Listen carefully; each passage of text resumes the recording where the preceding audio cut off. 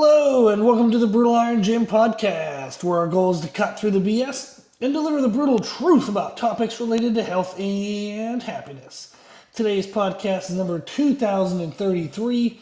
The topic is training. The title is Client Program Overview, Stronger, Bigger, Faster. So that's what the client wants to do. They want to get stronger. They want to have bigger muscle in the right places and have more defined muscles, as well as improve muscular endurance. And then they also want to get faster. They want to get better at running. They have a goal. When we first started working together, they're about 5 weeks away from a goal of running a 10K, which is roughly about 6 miles. And that's about the distance they kind of want to be able to run. They want to be able to run maybe 3 miles as like a normal amount and be proficient at that. So they don't care about being able to run a marathon, but they don't want to be strong and muscular but not be able to run.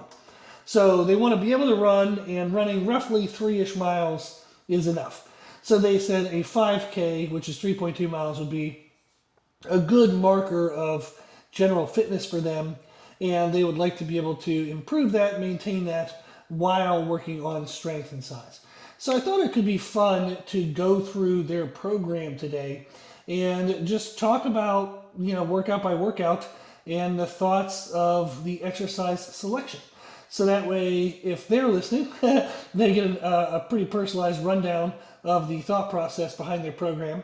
And then also for the listener, if you write your own workouts, you can help maybe this will help in picking up a few concepts you can apply to your workouts. And I think it's helpful to know that you can actually do that. You can these goals. You can get stronger, get bigger muscles, and run faster. Now, in combination with that, we are doing nutrition coaching. All of this stuff that I'm going to start with today, it's the first iteration of the program written for the person, meaning it hasn't been as fully personalized as it will eventually become. When I first started working with anybody, I send either a questionnaire to get things started, or we do it via Zoom. Kind of changes a little bit depending on the person and the goals and the situation in which they're coming to me.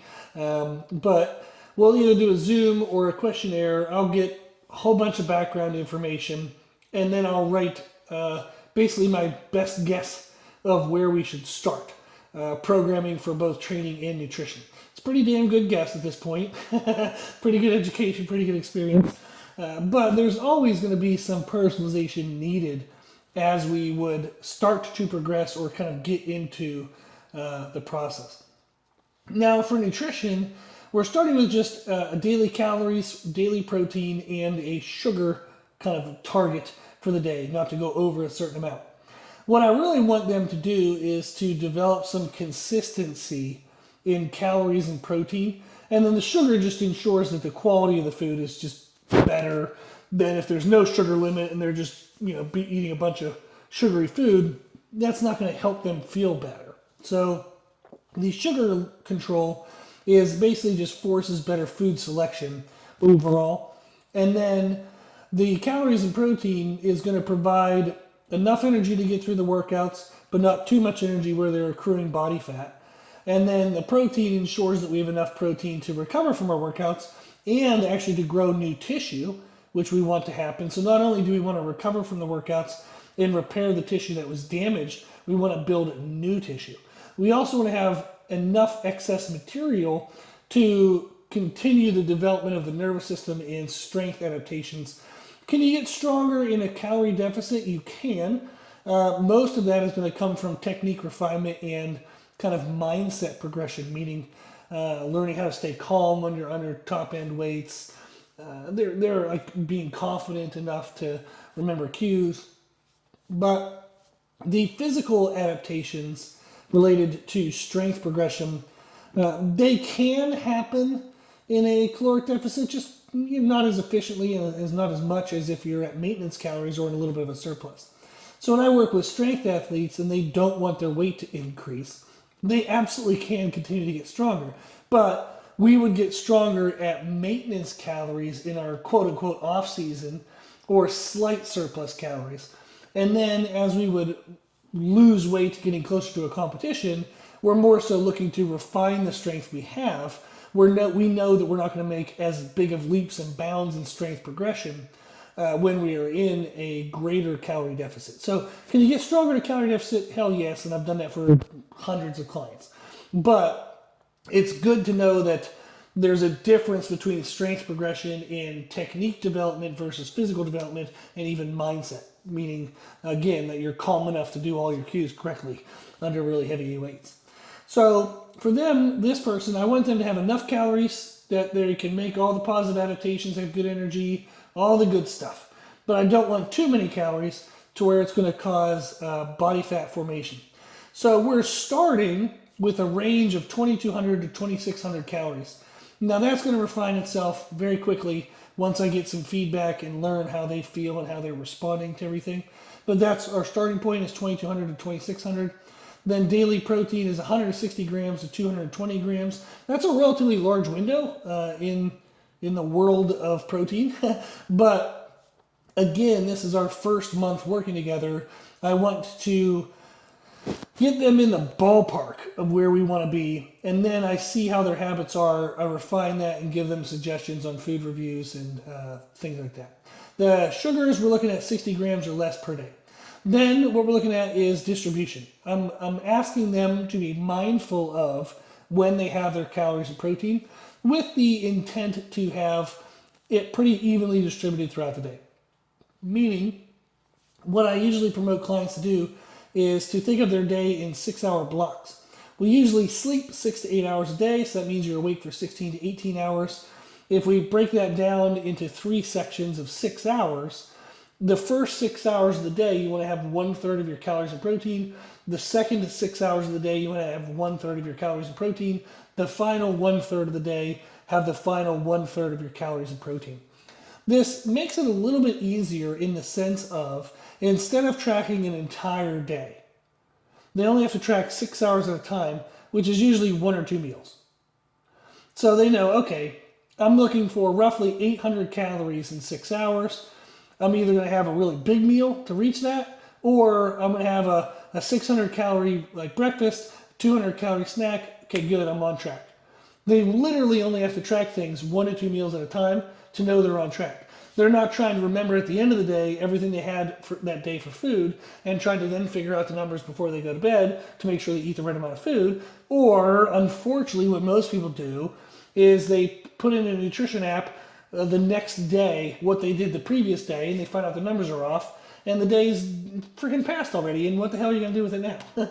So it's good to track what you're doing while you're doing it, and a more manageable way of doing that is the 6-hour time blocks and just tracking 1 or 2 meals at a time. It's much easier. Now, let's say, for example, your 800 calorie window in the beginning of the day, you only get 500 in. You now know you have 300 calories to make up the rest of the day. So you can start to adjust your second window of 6 hours and your third window of 6 hours and make up for that. So it's really, really important because it gives you a chance to not only make sure you are on track, but to make adjustments to get back on track. That's it. That's what we're doing with nutrition. I sent him more information about food choices and some other helpful things, but that's really the grand scheme of things. That's the big picture. That's what we're looking for, is calories, protein, sugars, and then an attention given to our distribution, being the thirds. A third of their calories and protein per third of the day of being awake. Now that we went through that, we can talk about their training. But it's important to cover nutrition because the nutrition, the training program is a stimulus for change. Nutrition and sleep is how we actually make those changes.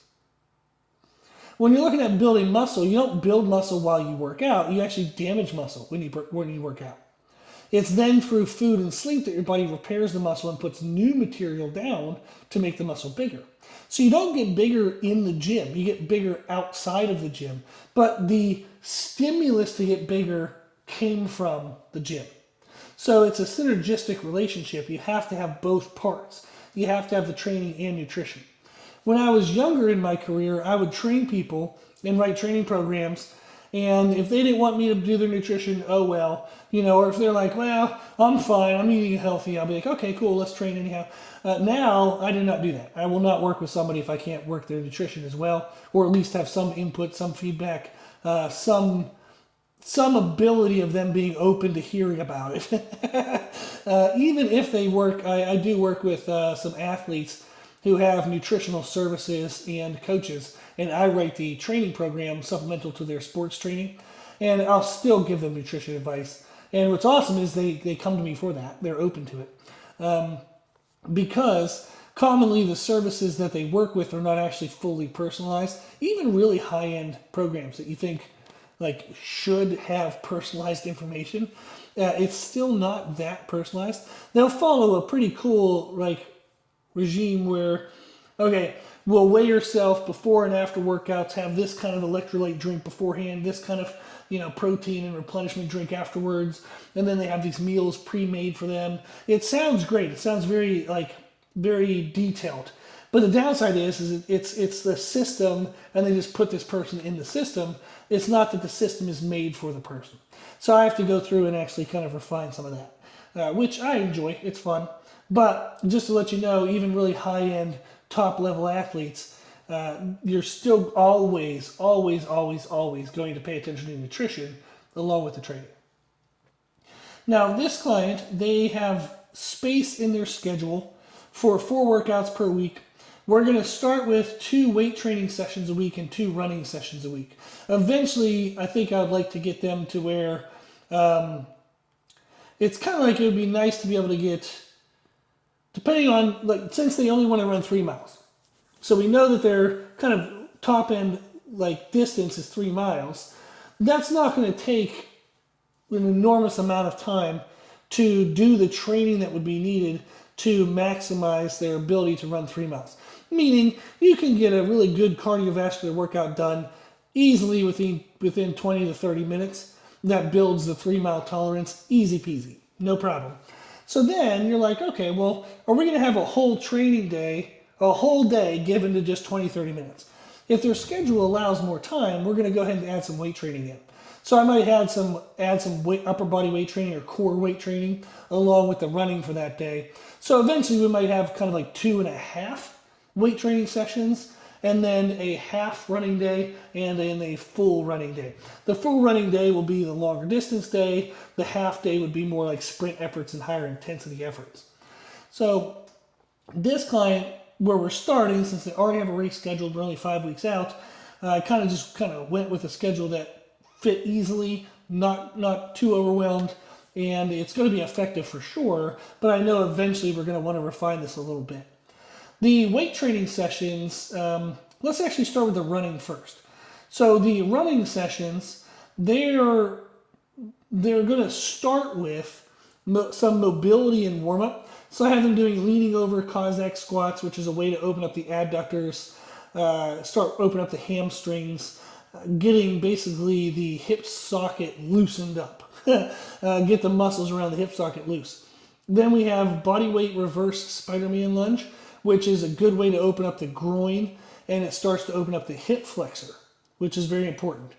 Then we have body weight sprinter jump, a continuous jump on a single leg, followed by body weight power lunge jumps. So sprinter jumps are a shortened kind of, it's almost like an RDL, a Romanian deadlift. Think of a single leg RDL where you get to a triple extension at the top. So you extend your ankle, your knee, and your hip and get like a little pop off the ground at the top.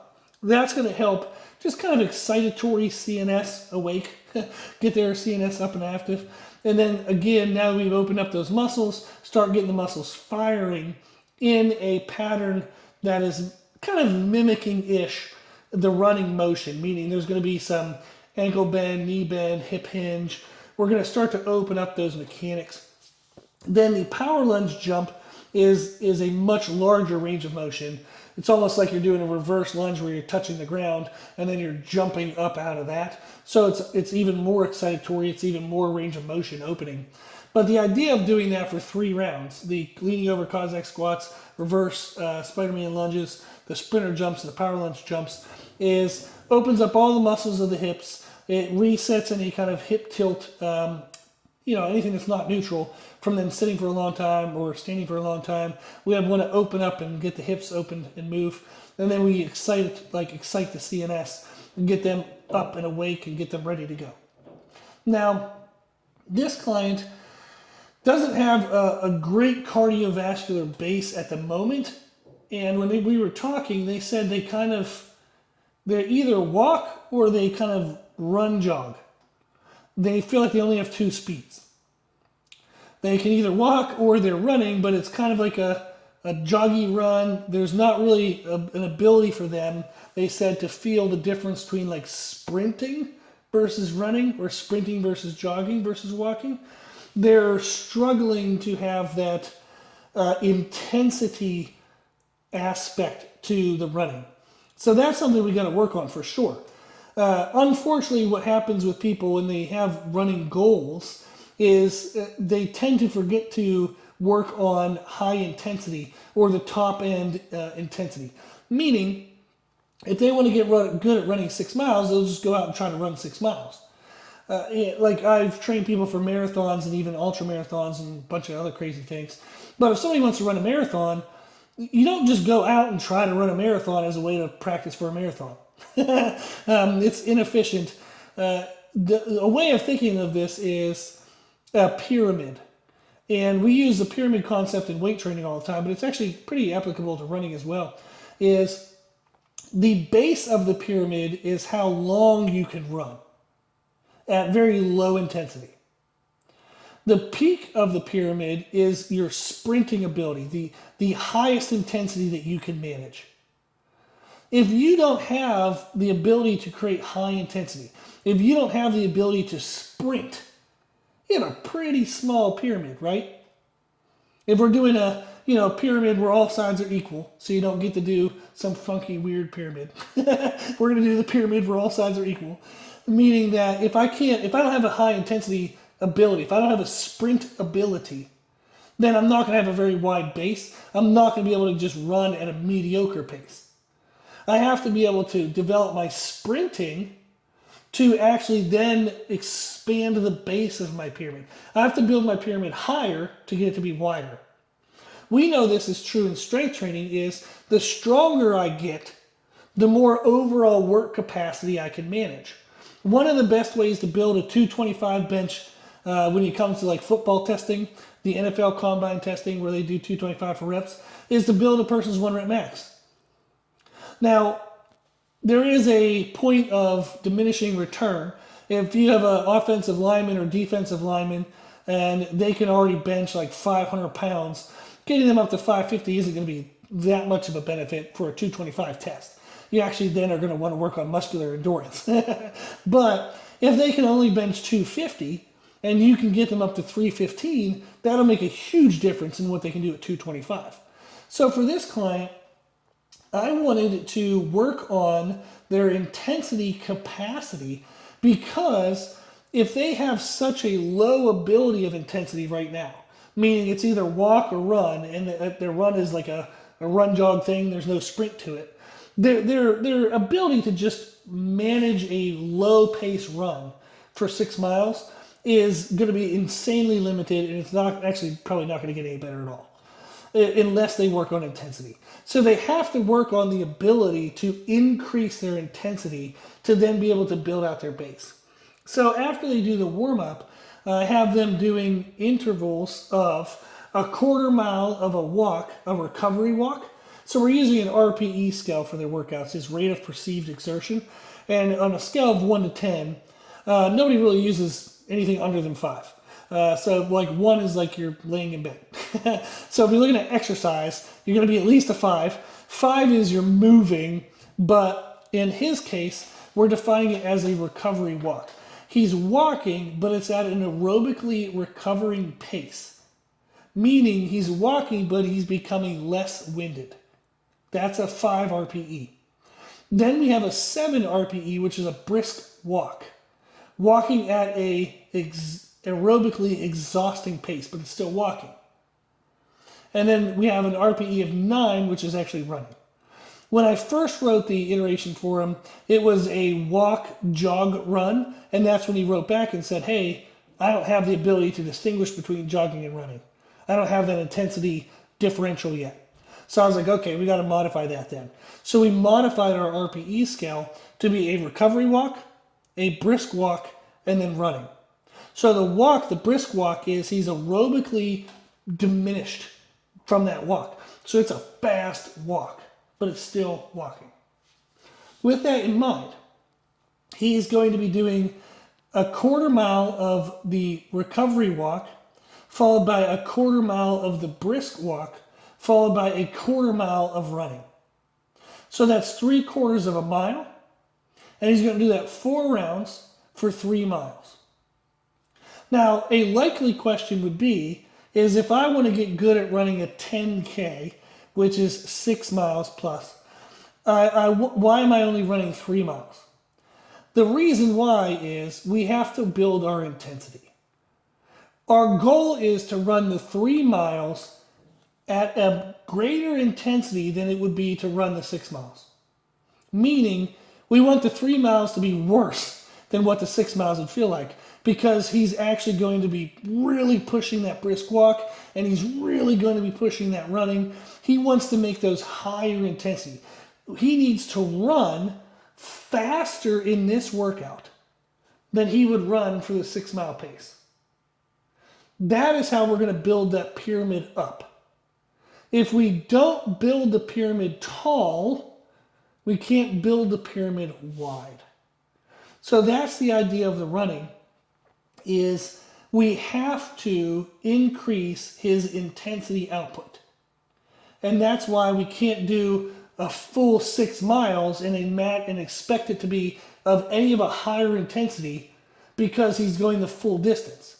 If we want the intensity to go up, the distance has to come down. If he could run the full 6 miles at a greater intensity, then he would just already be running the 6 miles at a greater intensity, right? So if he's running the 6 miles at the best of his ability to run 6 miles, if we need to increase that ability, increase that output, increase the intensity, we have to shorten the distance. So that is why the distance is only half the amount of his actual goal, but there's the demand for intensity. We want him to be more intense in these 3 miles than he would likely be, and he possibly could be, in the 6 miles. That's going to increase the height of the pyramid, and then that's going to help increase the base.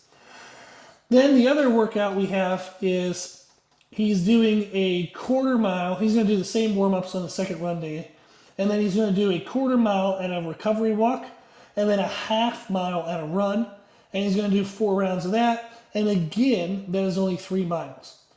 What he'll find is the more he pushes the intensity of the running, he's then going to develop a greater ability to have an intense run, to where he can then pull off on that intensity and be able to go a longer distance while running. So previously, if he was doing 6 miles, but he had to walk, let's just say he had to walk 3 miles of the 6 in order to get all the way to 6. The more intensity he can put into these shorter workouts, now all of a sudden he can actually sustain the jog pace for 3.5 miles, then maybe 4 miles, then 4.5 miles. So the higher intensity we can perform, the wider of the base, the more jogging at a lower intensity he'll be able to do. So that is why when we do running training, you would very rarely do your training at a distance that exceeds what the event actually is. So if the event's a 10K, you're not going to run more than 10K in your training. If the event's a marathon, you're not going to run more than a marathon in your training. If the event's, a 50 miler, we're not going to run more than 50 miles to get good at running 50 miles. Now, this is the strategy I've used for all of my running clients. I do have a running coaching certification, and I've worked with people, oh my gosh, over the years. I've worked with Olympic qualifying athletes on running. So this has worked. It works very well. It's a known system. But that is the idea, and the general premise is that pyramid. You have to be able to increase your intensity to be able to increase your total volume tolerance of running. Now, to the weight training. If we look at our weight training workouts, he has 2 of them in the week, and our schedule is to kind of stagger these. He's going to do the weight training on like Monday, Tuesday, and then do a run the next day. And then he's going to do the second weight training day on Thursday, Friday, and do a run on the next day. So that's kind of our schedule here is every other day, every other workout, he's going to switch between weight training and running. For the first weight training session, he attends a commercial gym, so he has a commercial gym access equipment. We're going to do a cross-legged glute stretch, which helps open up the glute muscles from the tailbone out to the hip, so your external adductors of the hip. And what we really want to do is loosen that up to loosen any sciatic nerve pain. We don't want to have any tightness in that area. It also helps to reset some of the hip tilt positioning, helps reset the hip socket tightness, so it improves his overall quality of motion. If you want to get better depth in your squat, this would be a great stretch for it. So cross-legged glute stretch. And you can actually find that on YouTube on our Brutal Iron Gym channel. Then we have a quadruped adductor stretch. Again, just to open up the adductor. Then we have a half kneeling posterior pelvic tilt, which is a great exercise, especially for runners, to learn neutral hip positioning. And this helps open up the hip flexor, but it really helps to make sure that their body can neutralize their hip tilt. Sometimes runners, when their shoulders are slumped, they'll tuck their hips underneath them and they have like a posterior tilt to their hips. And they kind of look like they're like slumped over and running. Really bad for your lower back. Horrible. And then they have just crappy range of motion, horrible glute development. Not a good thing. Or you'll see this more so in sprinters, but they'll have a forward tilted hip where the hip flexor is super chronically tight, and that can lead to a lot of lower back pain. So we want to make sure our hips are neutralized. And then a lunge stretch, which actually uses kind of a PNF concept, contract release concept. And that's again to help open up the hip flexor and the upper quads. So we're going to open up everything around the hips. Then we have the leaning over Cossack squats again, because again, first program with him, I want some of these things to be repeated so they're familiar. So there's less overall things he has to look up and feel overwhelmed with. Then we have bodyweight standing good morning stretch, and then bodyweight alternating reverse hinge lunge. And these are, like the first ones are kind of static stretches. The second grouping is more dynamic stretching. So the first stuff was all a circuit, the cross-legged glute stretch, quadruped adductor stretch, the posterior tilt, and the lunge stretch. 3 rounds of that, all static stretches.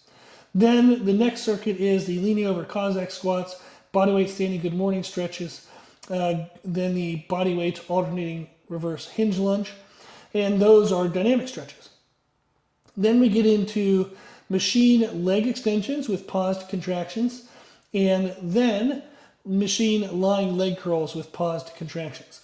The idea of these are we want to make sure that his quadriceps and hamstrings are strong, not only for general health mechanics, movement mechanics, not only for running, but for our overall development of muscle growth, our overall development of strength.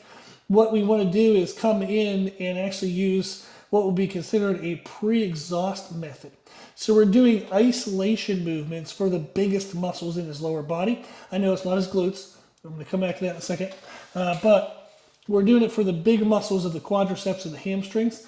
If we pre-fatigue the quadriceps, we pre-fatigue the hamstrings, then the rest of the workout, we don't need as much weight load on the compound movements, which reduces the joint stress from the weight training, which combined with the amount of joint stress he'll get from his running, minimizes the overall total joint stress that we have from the program, and that improves our recovery capacity, especially whenever someone's still learning to eat enough protein.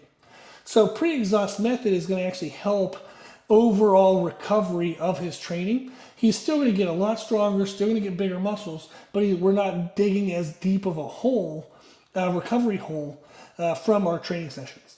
So very good work there. Then we have a circuit of dumbbell walking lunges, dumbbell push-ups, and then a one-arm row. This is obviously full body.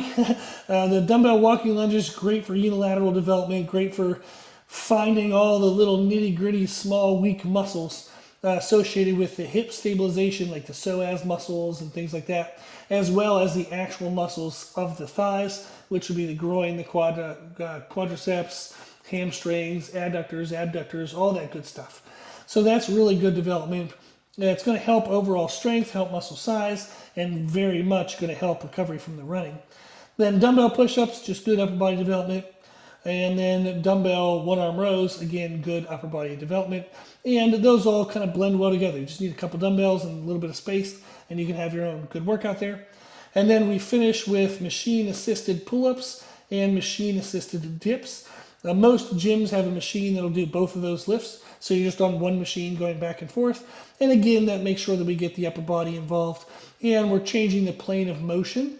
So the dips and the push-ups are similar in planes of motion, but the one-arm row and the pull-ups are going to be different. Like one's horizontal, one's vertical. So it helps to open up and improve back development, targeting all the muscles, but it also improves shoulder positioning. Anytime you get somebody doing lat pull downs or pull-ups, if they do them correctly, it really helps to externally rotate the shoulder joint, which opens up their posture. And typically people who run have kind of shitty posture, unless they have good running mechanics, which isn't very common. But it helps to be a corrective exercise against poor posture for running. So we have corrective therapies built in there, as well as things that will get them strong, as well as things that will build muscle. Then the second workout, we're going to start with the static stretchy stuff, but this one actually, we have a rocking pigeon pose, which is a static stretch, but there's a little bit of movement to it, but I'd still call it a static stretch. Then we have a starfish side plank, which works on the abductors of the hips, as well as obliques, core, and neutral hip alignment. And then we have adductor plank, which works on the adductors, not the abductors, the adductors, so the inside of the thigh, the groin. And then that also is going to work on neutral hip positioning and oblique and core strength, which helps, again, strengthen and protect the spine from everything we're doing. Just make sure the core is nice and strong. Then we have the world's greatest stretch, which stretches everything in the lower body, as well as a lot of thoracic opening as well, paired with push-ups with an alternating thoracic swimmers, which is basically you do a push-up and then you do, like, think of a snow angel, but you're face down. And that's going to help open up the lats, help open up the chest muscles. So it's a good kind of overall upper body kind of dynamic stretch, if you call it, because it's not maximal. I just have them doing 5 reps, so it's not a maximal effort, so it's more of a dynamic stretch. Then we go into cable lat pull down with an isometric hold. That's going to be great for strengthening the back, as well as resetting and forcing proper positioning of the shoulders in the bottom position. So that's going to, again, help externally rotate the shoulder joint and open up the shoulders, open up the chest muscles, make sure posture is really good.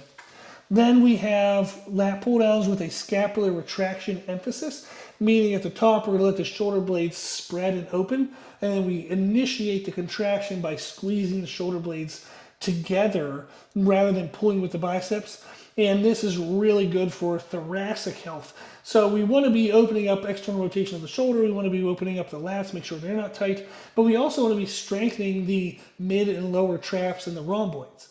So that way, again, we have a good, well-developed back. It's a healthy, strong back for squats and bench and overhead presses later on in the programming.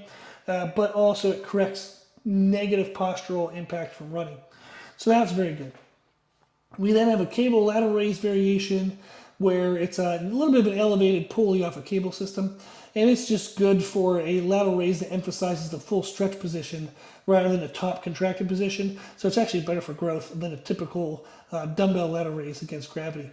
Then we have machine overhead press. So again, we've already externally rotated the shoulder. We opened up all the stuff on the front side of the shoulder. So now we'll go ahead and load that up, make it nice and strong, and that actually promotes the shoulder to stay in a healthier position. So we want to be training the front and the back side of the shoulder equally, if not a little bit extra more on the back side, whereas people typically do more on the front side, which is why they have shoulder problems. So we still want to get in some front side loading.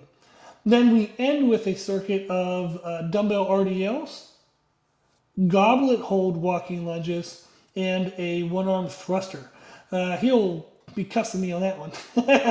That is essentially lower body. A thruster does involve your upper body, but it's really a leg drive that creates the overhead press, not an actual like upper body muscle. It's the thrust from the legs, hence the name, that creates the movement overhead with the dumbbell.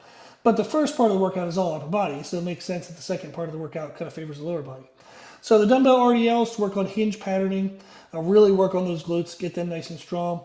We have the dumbbell goblet hold walking lunges. A goblet hold position on walking lunges forces a more upright position, and that way we don't load the lower back negatively right after loading the lower back in the RDL. So we don't want to have two like hinged position loaded movements back to back, because he's not going to feel that anywhere else other than his spinal erectors, which is not what we want it. So the dumbbell RDLs, we have a pause at the bottom, which is going to force them to be a little bit lighter, but that's going to work on great hinging mechanics, really good glutes. Then the dumbbell walking lunges, we have unilateral development there, so side to side development. And the goblet hold position is going to make his torso upright, which makes it more of a quad drive, more of like a squatting type movement rather than a deadlift type movement. So that's going to be helpful. And then a dumbbell thruster is very much a squat movement. So we're kind of starting with the posterior chain in that circuit, a blended movement, and then a very kind of anterior dominant movement at the end. But that would be the structure that we're using for his weight training sessions, and the thought process behind the structure for the running as well. I thought it might be fun to kind of hear an example of how I put that program together. That way he can benefit from hearing it, but then everyone else, like I said, you can maybe steal some ideas that you thought sounded like, oh man, that sounds great. I want to make sure I incorporate that into my programming. So there you go. That would be just a fun, awesome opportunity to learn some things. And then if you want some more training information, as well as nutrition, you can go to our website, and we have our one-on-one services on the website, which shows the service like this, where everything's personalized. We do weekly check-ins. I do video reviews, diet reviews, all the good stuff. We also have our live monthly programming service, which is a pre-written program based on a goal, not a person. And then you would follow along with that. So we have a powerlifting program, female shape development program for women that want to do like bikini wellness, women's physique. We have a bodybuilding program, which women could certainly do, but it is geared more towards men. But then those are our three main programs for that service. And for that, it's lower cost than the one-on-one services because it's a program based on a goal, not on a person. But there still is an opportunity there for personalized education. Everybody in that program shares a Google Doc with me. You can ask any questions you want, and I'll answer them every single week. But I do that with my individual clients as well, so I thought it was fun to offer that for people interested in that service. And then on that page, if you go to that page, we have free full 1 month examples of each of those programs. So you can follow the powerlifting program for a month and see what you think. The female shape development for a month, see what you think.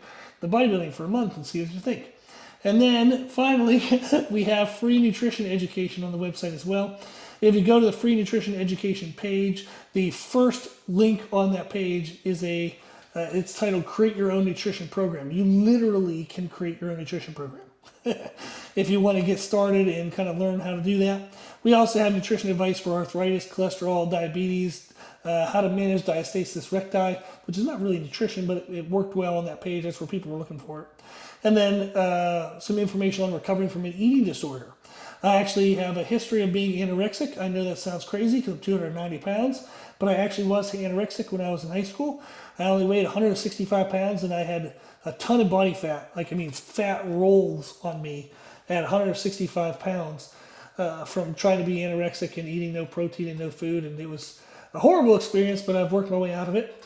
And I've actually counseled and worked with people to help them out of it as well. So that information is on there. We have a ton of stuff. If you haven't been to the website, it would probably be a good idea to check that out because there's a lot of good information on there.